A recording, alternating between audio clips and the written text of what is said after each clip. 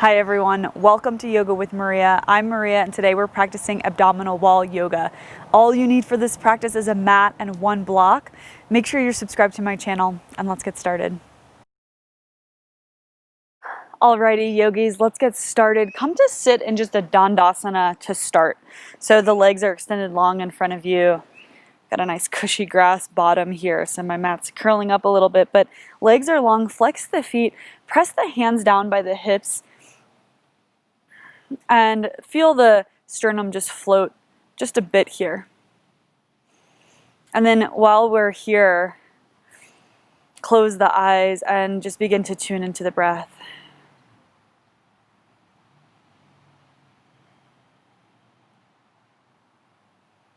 Yeah, breathing in and out through the nose.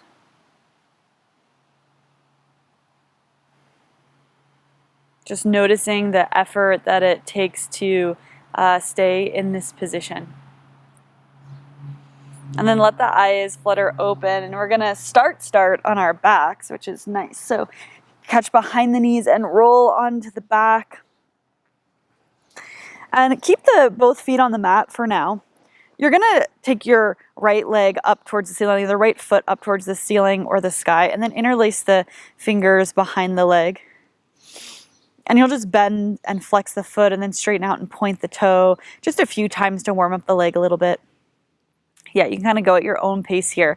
And then the next time you reach the heel up towards the sky or the ceiling, stay there and then lift the head and the shoulders so the belly comes online for the first time here. And then walk the hands up the leg. Try to keep the leg where it is. You're really lifting from the belly here rather than pulling the leg closer to you. So keep the leg just pressing straight up. And stay with your breath. And walk the hands back down, hug the knee into the chest, and then take a little half happy baby here. This left hand can press against the left thigh. And then hug the knee back into the chest, extend your left leg long, and then take the right leg across the body for a little twist here. Not too long, just twisting across the body for a moment. Your gaze can go to the right. And come back to center, hug that right knee into the chest and step the foot down. You'll bend the left knee and bring the left knee or left foot to step next to the right as well. And then reach the left heel up towards the ceiling. Interlace the fingers behind the thigh bone or where the hamstring is. Take the opposite interlacing, so your non-habitual way. And then bend and flex the foot and straighten it out and point the toe. Do this a few times here, just kind of pumping the leg and the knee. Yeah, going at your own pace. The next time the leg straightens, leave it there. Again, lift your head and your shoulders. Use the belly. Start to engage the core and walk the hands up the leg any amount. Stay with your breath. Don't hold your breath as you lift up here. Keep the leg where it is. So the leg kind of presses against the hands. Hands press against the leg. And slowly lower. Hug the knee into the chest. Let's take a half happy baby. So the left foot comes up, you catch the foot with the hand, and then the right hand presses just gently against the right thigh bone. Good, and then hug the knee into the chest, extend your right leg long, and take the left leg across the body for a little twist here. The gaze can go to the left. And come back to center, hug the left knee in, step the left foot down, bend your right knee, bring the right knee or right foot next to the left. From here, hug both knees into the chest. And then from here, lift the head and the shoulders. And reach the hands to the outer edges of the feet here. Yeah, and if the hands don't reach, you're just reaching the hands in the directions of the feet. If you can catch the feet for a moment. Continue to lift your head and your chest. And then release the hands and just reach the fingertips as far as you can, almost like the fingers are coming out of the bottoms of your feet. Keep lifting, lifting, lifting. Keep breathing. You're kind of in this nice little egg shape, pulling the knees towards the chest and pulling the chest towards the knees. And release, hands or feet come down to the mat. Release the head and the back and the shoulders. And then this time, both legs are going to come up to the ceiling or the sky. It's okay to have a little bend in the knees here. Hands come behind the head. Breathe in. On your breath out, lift your head and your shoulders. Inhale and lower. Exhale, lift the head and shoulders, just warming up. Inhale, lower. Exhale, lift. We'll do 2 more after this. Breathe in, lower. Breathe out, lift. Inhale, lower. Exhale, lift. Inhale, lower. And bend the knees, give them a little squeeze. Let the knees fall to your left side. Roll over and come through hands and knees. And make your way to downward facing dog. Just for a moment here, you can pedal out the feet a few times, shake the head no. Yeah, allow the low belly to pull up and in just a little bit there. Activating some of the deeper layers of the abdominal wall. From here, bring your knees to the mat. Bring your forearms to the mat. And then go ahead and tuck the toes and find forearm plank. Look forward past the fingertips, press down through the forearms. Very nice. Take your right hand and take it a little bit over towards the left. Bring the big toes to touch and then turn to the outer edge of your right foot. The left hand can come to the left way, so you're in a forearm side plank. On your breath in, let the hips dip down. Exhale, lift the hips up. Inhale, lower. Exhale, lift. Working the obliques here. Once more, inhale, lower. Exhale, lift. Come back to forearm plank. On your exhale, left knee comes towards the left shoulder. Inhale, plank. Exhale, right knee comes to the right shoulder. Inhale, forearm plank. Keep looking forward. Exhale, lower the belly to the mat. Untuck the toes. On your breath in, just press through the forearms and lift the chest here. Sphinx pose. Exhale, lower the forehead to the mat. Hands slide back underneath the armpits. Breathe in, lift the head and the chest for a baby cobra. Exhale, press through hands and knees and make your way back to downward facing dog. Yeah, pedal out the feet a few more times. Shake the head no. Really nice. Bring the knees to the mat. And bring your forearms back to the mat. Tuck your right toe, then your left. Forearm plank, look forward past the fingertips.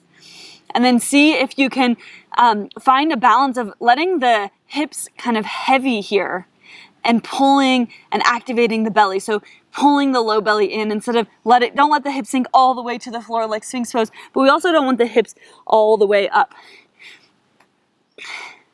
Yeah, so engage the legs. Activate the belly. And then the left hand comes over towards the right just a little bit. Bring the big toes to touch and then turn to the outer edge of your left foot. Right hand comes to the waist. So you're in a forearm side plank. Breathe in and lower the hips. Breathe out, lift the hips up. Activating the obliques here. Breathe in, lower. Breathe out, lift. Inhale, lower. Exhale, lift. We're going to hit all parts of the abs. Come back to forearm plank. Look forward. And lower the belly for Sphinx pose. Untuck the toes. Maybe you're feeling the burn a little bit here. Press down through the hands. Lift the chest. Exhale, forehead comes to the mat. Slide the hands back underneath the armpits. So we're getting a little bit of the opening or release in the belly as we strengthen. Head and chest lift for baby cobra. And then press through the hands and the knees. Come back to downward facing dog. Pedal the feet. Shake the head no. And then from here, begin to walk the feet forward. When you get to the top of the mat, take a little half lift. Exhale, hands to the waist. Breathe in and stand all the way up. Breathe out, find mountain pose, Tadasana. Hands come by the sides. From here, just press the feet down for a moment. And as the feet press down, feel the legs engage and just notice how that supports the whole core and the whole abdominal wall here. And the abdominal wall is this whole group of muscles that support our vital organs in our torso.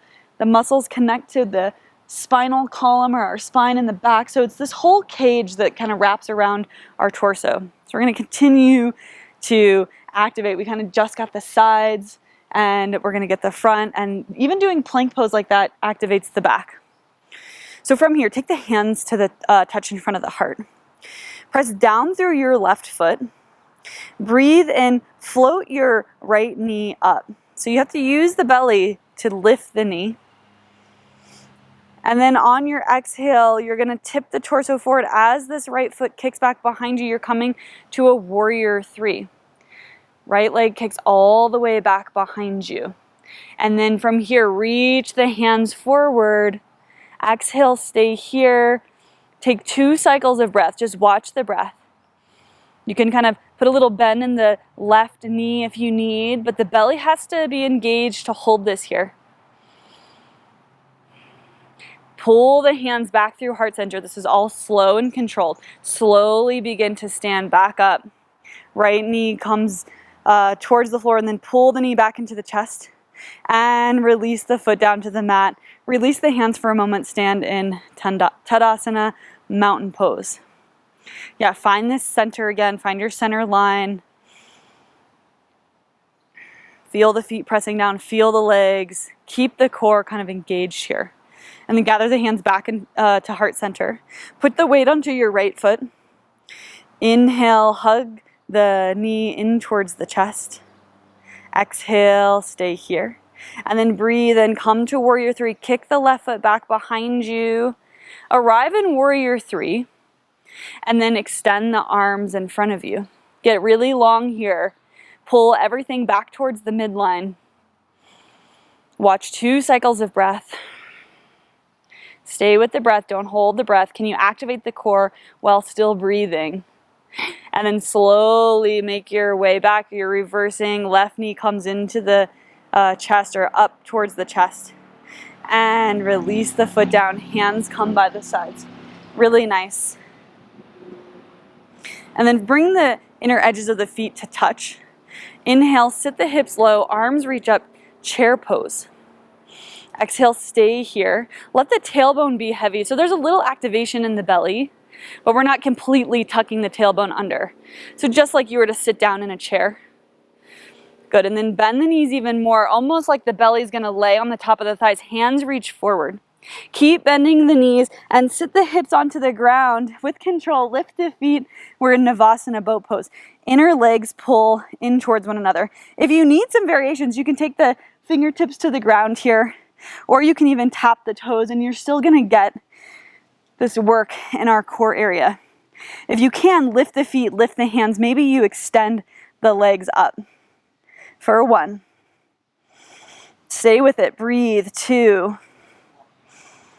3. 4. Belly button pulls down towards the spine. 4. Did I say 4 already? I always lose count on this. 5. Inhale, take low boat. Everything lowers and hovers. Exhale, lift back up. Inhale, lower. Exhale, lift.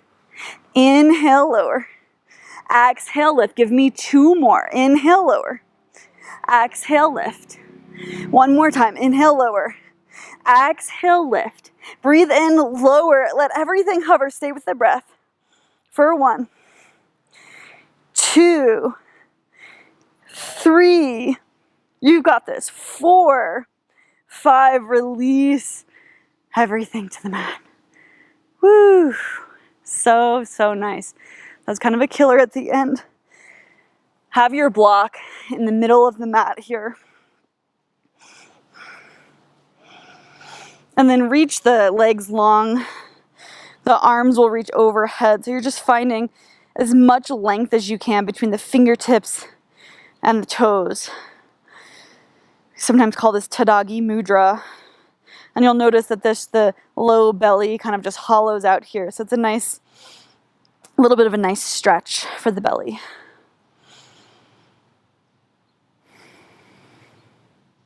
And then release this. Hands come by the sides. Bend the knees and bring the soles of the feet to the mat.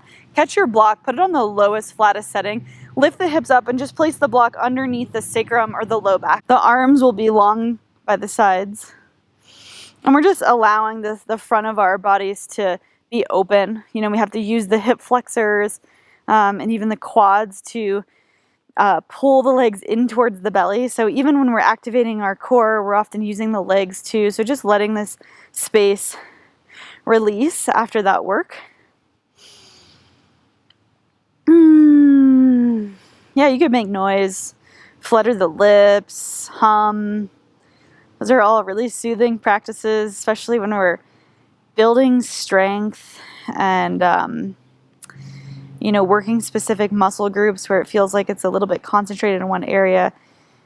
Follow your own kind of intuition on what feels good to kind of let it go, right? We want this balance of having strength, being able to build strength and come to it, but also then just completely relaxing it and letting it go. There's this balance, right?